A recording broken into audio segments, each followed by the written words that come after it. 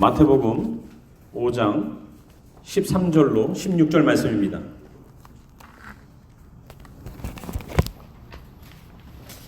제가 본문 읽겠습니다. 마태복음 5장 Matthew chapter 5 verse 13 through 16. 자, 말씀 읽겠습니다. 너희는 세상의 소금이니 소금이 만일 그 맛을 잃으면 무엇으로 짜게 하리요? 후에는 아무 쓸데없어 다만 밖에 버려져 사람에게 밟힐 뿐이니라. 너희는 세상의 빛이라. 산 위에 있는 동네가 숨겨지지 못할 것이요 사람이 등불을 켜서 말 아래 두지 아니하고 등경 위에 두나니 이러므로 집안 모든 사람에게 비치느니라. 이같이 너희 빛이 사람 앞에 비치게 하여 그들로 너희 착한 행실을 보고 하늘에 계신 너희 아버지께 영광을 돌리게 하라. 아멘. 아멘. 저희들이 마태복음 5장 13절로 16절 말씀을 첫 시작 예배의 말씀으로 잡았습니다. 저기에는 뭐 대단한 비전과 대단한 꿈들이 소개시켜질 것 같았는데 그렇진 않았죠. 자, 그러나 함께 우리가 눈여겨볼 만한 대목이 있어서 저희들 한번 생각해 보겠습니다. 여러분들에게 한번 질문 드리겠습니다. 나는 남에게 영향을 주는 사람인가, 영향을 받는 사람인가? 나는 누군가에게 영향을 주는 사람인가? 나는 남에게 영향을 잘 받는 사람인가? 한번 손을 한번 들어보겠습니다. 나는 영향을 좀 많이 좀 주는 것 같다. 뭐 내 짝이든 뭐 누구든 가족이든 영향 주시는 분이 저 뒤에 한 분 계세요. 우리 윤자매님. 그럼 나머지 분들은 영향을 받는 분들이세요? 자, 그럼 나는 남에게 영향을 참 많이 받는다. 그럼 손 들어볼까요? 영향을 주지도 받지도 않나요? 때로는 주고 때로는 받아요? 참 중요하죠. 자, 그럼 집에서 아내의 목소리가 더 큰가요? 남편의 목소리가 더 큰가요? 또 이건 또 다른 얘기인가요? 또? 자, 저희가 오늘은 7월 7일인데요. 우리 며칠 전에 여러분도 잘 아시는 미국의 독립기념일이었습니다. 아시죠? 전 미국이 그날을 축복하기 위해서 폭죽을 터뜨리고 저 사람들 강변에 모여가지고 저 폭죽 터뜨리는 거 보면서 기쁨을 만끽합니다. 오늘 제목이 인디펜던스 데이와 스타벅스인데요. 이 인디펜던스 데이가 1776년 7월 4일 날 미국이 독립을 선언해버리고 우리는 독립국가로서 이제는 살 거다라는 어떤 캐치프레이즈를 걸고서 나갑니다. 또 여러분 하나를 더 보여드릴게요. 이 그림 많이 보던 그림이죠? 무슨 그림인가 이게요? 애들도 아네, 애들도 알아. 스타벅스 커피숍입니다. 인디펜던스하고 스타벅스하고 우리가 한번 연구해 볼게요. 이 둘 사이에 공통점이 있어요. 뭔지 아시는 분? 전혀 감이 안 오죠. 자유롭게? 스타벅스에서? 남편 직장 보내고 자유롭게 여기 스타벅스에서 커피 한 잔? 인디펜던스 스타벅스 아워예요. 자, 그런데 이 둘 사이에 공통분모가 있더라고요. 그것이 뭐냐면 바로 이 사건이에요. 여러분 보스턴에 가시면 보스턴 티파리 사건이라는 것을 아실 거예요. 미국의 독립전쟁의 첫 시작점 같은 그러한 일들이 바로 여기에서 일어났어요.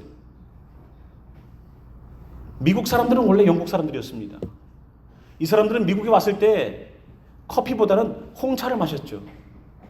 그런데 영국이 프랑스와의 계속된 전쟁 속에서 많은 돈들이 필요하자 티에다가 이 홍차에다가 미국에서 나는 티가 아니잖아요. 다 전량 중국이나 인도에서 수입을 해서 팔았지 않습니까?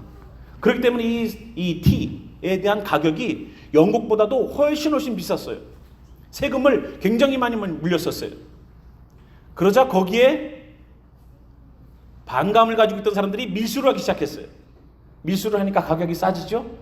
그러니까 정부에서 세금을 낮췄어요. 낮췄더니 중간에서 밀매했던 자들이 자기네들이 이익이 줄어들자 가서 인디안 복장을 하고 가서 습격을 하고 사람들을 등에 업고 가서 거기에 있던 그 차를 보스턴 항구에다가 다 찢어서 버리고 던져버렸다는 얘기입니다.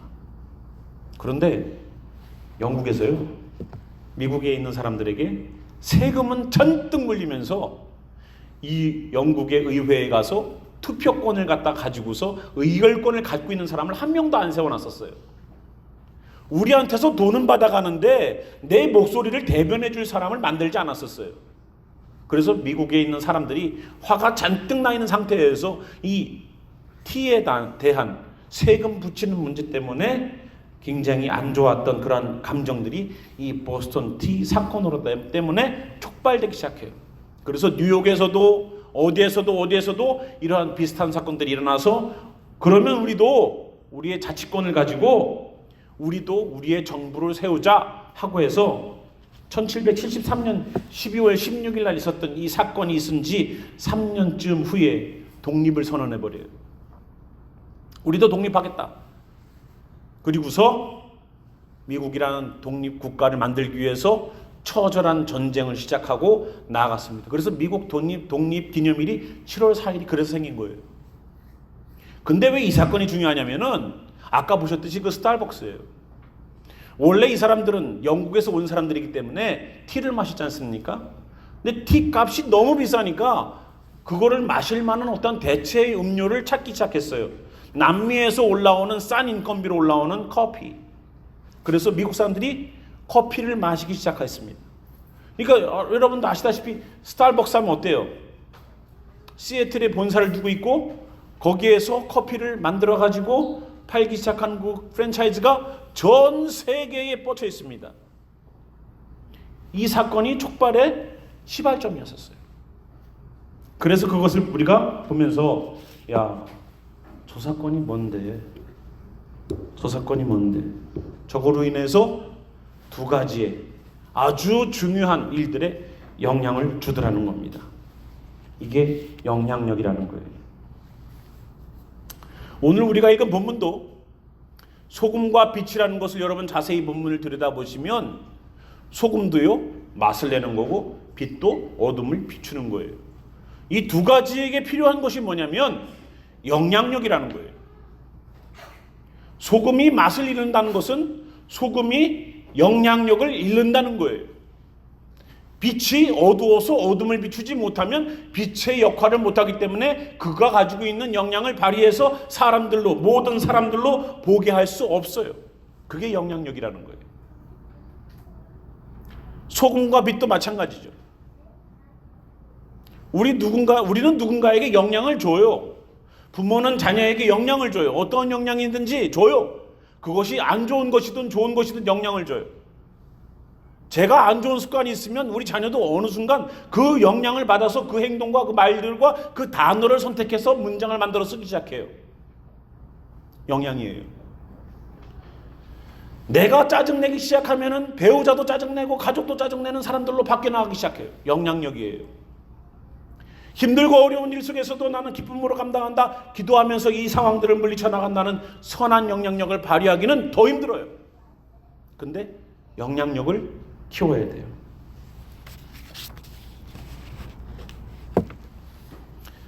오늘 읽은 본문에 보니까 소금이 맛을 잃으면 무엇으로 짜게 하리요 후에는 아무 쓸데없어. 다만 어떻게 한다? 밖에 버려져 사람들에게 밟힌다라고 말하고 있어요. 요즘 교회가 세상 사람들에게 밟힙니까? 안 밟힙니까? 밟혀요? 안 밟혀요? 교회 다니는 사람들을 아주 이상하게 보죠. 야, 아직도 교회를 다녀? 야, 교회 가서 하는 목사 얘기를 들어? 교회 가서 힘을 다해서 버는 피땀 흘린 돈을 갖다가 교회에다가 헌금으로 갖다 바쳐? 아직도? 지금 그런 세상이 됐어요. 왜 우리는 세상에 짓밟히고 있을까요? 왜? 맛을 안 내기 때문이에요. 소금이 맛을 이미 잃었기 때문에 그런 거예요. 이 맛은 그냥 채워지는 것이 아니에요. 첫 번째, 예수 만나야 돼요. 예수 만나지 못하면 죽었다 깨나도 우리가 아무리 어떠한 과정을 통해서 내 평생 교회를 다니고 예수를 믿어서도 맛을 잃으면, 예수를 만나지 못하면, 예수의 그 생명인 자가 내 안에 없으면 나는 맛을 잃은 소금이랑 똑같은 거예요. 어떻게 예수가 없는데 예수의 영향력이 나가요? 어떻게 내가 갖고 있는 것이 생명이 아닌데 생명을 낳습니까? 어떻게 계란이 유정란이 아니고 무정란인데 병아리가 나와요? 안 되는 거예요. 병아리가 나오려면 유정란이 돼야 돼요. 예수를 만남이 없이 어떻게 우리가 영향력 있는 사람이 됩니까? 이 속에 예수의 DNA가 없이 어떻게 영향력 있는 그리스도인이 되어요? 어떻게 예수가 없이 내 안에서 예수의 소금의 맛을 내면서 세상을 영향을 주면서 썩지 않게 만드는 일들을 합니까? 세상에 안 좋은 일을 하면은 기독교인들은 더 뒤통수 쳐요. 교회 갔더니 교회인 누구한테 사기당했다. 교회 갔더니 이랬다. 교회 갔더니 이랬다. 여러분, 뒤통수 가는 사람들의 90%가 교인입니다. 그래서 교회 안 간대. 물론 그 말도 어폐가 있지만, 소금이 그 맛을 잃지 않게 하기 위해서, 기독교인들이 그 빛을 더 잃지 않게 하기 위해서 제일 첫 번째는 예수 만나야 되는 거예요. 마지막 계시록에 7교회를 예수님께서 책망 직접 하시면서 에베소 교회에게 한 얘기가 있어요. 너희들이 다 잘했는데 첫사랑을 잃어버렸다. 첫사랑을 잃어버렸다고 그래갖고 다시 회복시키는 거예요. 다시 나를 만나라. 다시 나 만나는 감격 가운데 거해라. 지금 우리의 기독교의 문제가 뭐냐면, 안 믿는 사람들이 예수 믿고 교회를 들어오지 않는다가 아니라 기존에 믿고 있는 우리가 예수를 똑바로 안 믿고 있다는 데 문제가 있는 거예요. 아니, 왜 저 사람들이 교회를 안 들어오지? 왜 저 사람들이 예수를 안 믿지? 왜 이 아이들이 왜 진화론을 얘기하면서 창조론을 얘기하지 않지? 창조론도 아니죠. 창조죠. 저희는 창조론을 가리키는 것이 아니라 창조가 과학적인 것을 가리키는 교회예요. 창조는 하나님께서 이루신 일이고, 하나님이 아담과 하와를 만드신 그 모든 일들은 하나님의 역사와 하나님의 놀라운 일들인 것을 우리는 발견한 것을 함께 나누는 교회예요. 우리 사모도 창조과학을 공부하고 있고, 저희는 여기 광고도 나갔지만 켄터키까지 가서 여러분들에게 영감을 줄 수 있는 많은 환경들을 만들어 주려고 그래요. 가서 보십시오. 보면은 신봉사가 눈이 번쩍 뜨이듯 그 가운데 말씀의 영감들이 여러분 마음과 생각 속에 쏙쏙쏙쏙 들어올 거예요. 제 마음 같아서는 진짜 며칠이고 더 있고 싶었어요. 하나하나 읽을 때마다 내가 몰랐던 부분들, 미처 발견하지 못했던 부분들, 그런 부분들을 발견하고 깨달을 수 있도록 영향을 나한테 주더라고요. 그러한 영향들이 여러분들에게 있길 바라요. 어떤 분이 그래요. 진화론 주장하는, 창조론을 얘기하는 그런 것을 우리 아이들에게 가르쳤는데 학교 가니까 다 진화를 가르치더래요. 애들이 막 헷갈리기 시작하면서도 부모에게 뭐라고 말 안 하고 그래도 교회 따라다니는데, 이유가 뭐냐? 미처 반박할 만한 논리가 안 섰을 어릴 적부터 교회를 데리고 다녔기 때문에 그렇대요. 애들이 미처 반박할 얘기도 할 것 없이 창조야 창조! 예, 아니면 다 믿음 없는 거로 떨어져 버렸으니까. 아마 중학교 이상, 고등학교 이상 그때 가서 믿으려고 그러면은 안 믿어요. 왜? 뻔히 봐도 이상하거든. 그거를 가르쳐주는, 그거를 배우고 깨닫게 되는, 하나님이 아담을 왜 창조하셨구나, 하나님이 이 천지 창조를 어떻게 하셨구나, 그거를 발견하면은요 눈이 뒤집어져요. 왜? 나를 창조한 하나님의 뜻과 계획들을 발견하기 시작하니까. 내가 이 땅에 거저 태어난 그러한 사람이 아니라는 것을 발견하는 그 순간부터 나는 변화되기 시작해요. 그때부터 영향력 있는 사람이 되는 거예요. 예수님의 제자들? 여러분 사도행전을 보십시오. 사도행전 1장 8절 우리가 많이 하죠. 너희가 성령의 권능을 받고 충만하면 어떻게 돼요? 예루살렘과 유다와 사마리아와 땅끝까지 이르러 내 증인들이다. 우리의 영향력의 바운더리는 계속 넓어져요. 어떨 때? 성령의 권능을 받고 나아갈 때. 제자들요? 불과 며칠 전만 해도 예수님 난 모릅니다라고 부인했던 베드로였었어요.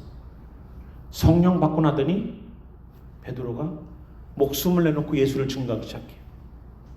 변호돼요. 영향력이 없던 사람이 영향력이 있던 사람으로 바뀌어요. 기도 많이 하면 주어지는 건가요? 아니에요. 말씀에 순종하는 자에게 주는 성령이라고 분명히 성경은 얘기합니다. 우리는 말씀을 듣고 이성으로 이해하고 가슴으로 감격하고 내 의지적으로 결단하고 지정의의 하나님을 쫓아가는 거예요.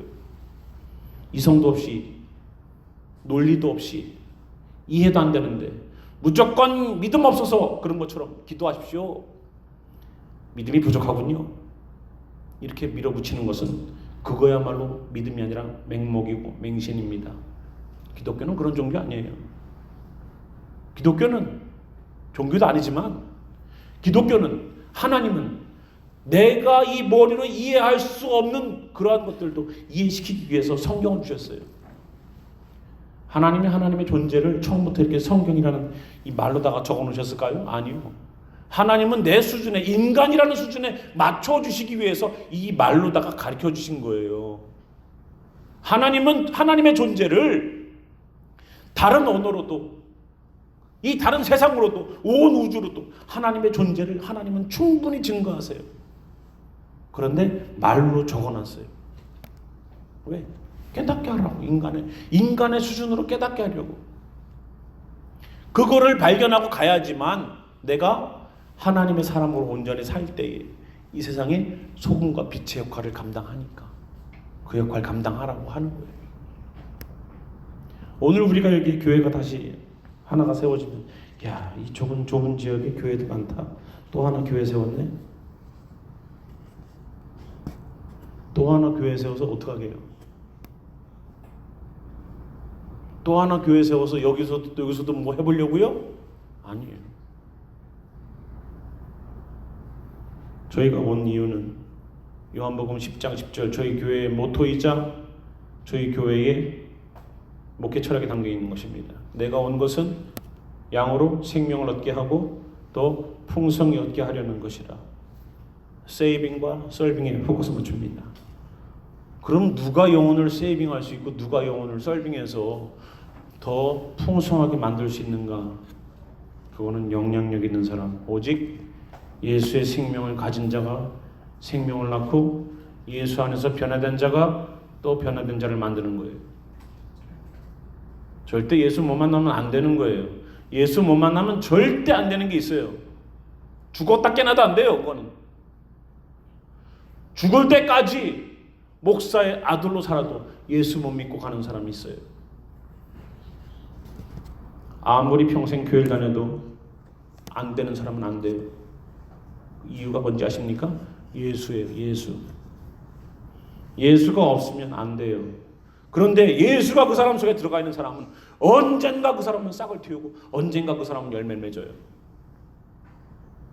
여러분 속에 정말로 내 안에 예수의 인자, 예수의 DNA가 있는가? 하나님은 우리의 형상을 따라 사람을 만들자라고 말씀하셔서 하나님의 DNA를 뚝 잘라가지고 우리들에게 주셨어요. 하나님에게 있는 거나 내 속에 들어와 있는 영이나 똑같은 영이에요. 하나님이 하나님의 것을 우리에게 심어주셨으니까. 그래서 생명받은 자는 주님을 찾게 돼 있어요. 부메랑을 여기서 던지면 다시 돌고 해갖고 나한테 돌아오듯이 그렇게 만들어진 거예요. 사람은 똑같아요. 그런데 하나님의 사람은 신을 찾게 돼 있어요. 내 창조주 아버지를 찾게 돼 있어요. 그래서 그분을 만난 자만이 생명을 낳고 풍성하게 만들어지는 일들을 할 수 있는 거예요. 교회 나온다고 되는 게 아니에요. 교회 나온다고 되는 게 아니에요. 성경 공부 많이 한다고 되는 게 아니에요. 내가 얼마만큼 교회에서 봉사를 했는지, 내가 얼마만큼 헌신적으로 살았는지 그게 중요한 게 아니에요. 예수 만났는가? 그것이 영향력을 좌우합니다. 요한복음에 보면은 예수님의 살과 피를 먹고 마시라고 했어요. 생명 얻은 자만 할 수 있는 거예요. 우리가 식인종입니까? 예수님의 살과 피를 뜯어먹고 앉아있게? 아니죠. 예수님이 주시는 말씀과 예수님이 흘리신 보혈 때문에 씻기시는 나를 씻기신 예수의 그 보혈의 능력을 날마다 의지하고 나아가는 그 생명 얻은 자만이 산다는 거예요. 살과 피를 먹지 않고서는 못 산다는 거예요.